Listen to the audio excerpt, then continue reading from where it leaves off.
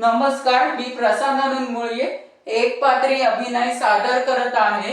त्यांचं नाव आहे विनाकारण बोलणे, टोचून बोलणे. धन्यवाद. अगदी वैताग वैताग वैताग म्हणजे सगळा वैतागच आलाय मला आयुष्याचा.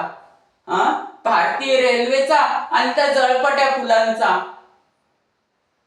चहाच्या विनाकारण नव्हे ते चहाच्या गाळणीला भोग पडले. चहाच्या गाळणीचा सगळा चोथा माझ्या चहामध्ये पडला आणि माझी नवे ती मैत्रीण घरी आली आणि आईने तडा गेलेला कप मला दिला. वडील सारखे सारखे मध्ये मध्ये बोलतच होते. काय करणार, कोणाला सांगणार, आई वडिलांचा त्रास होतो जो.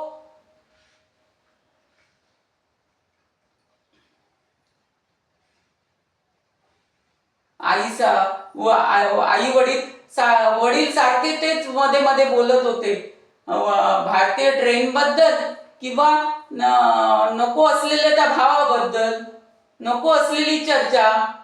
आणि वडील बिचारे माझे साधे बोळे हो, स्वतःभोवती वर्तुळ आखून नेहमी वर्तमानपत्र वाचत असतात.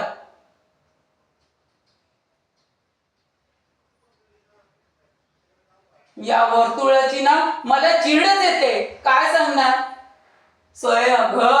ऑफिस, स्वयंपाकघर, देऊळ आणि शेवटी गाडीने 5 मिनिटं लेट. काय सांगणार, कोणाला सांगणार. धन्यवाद.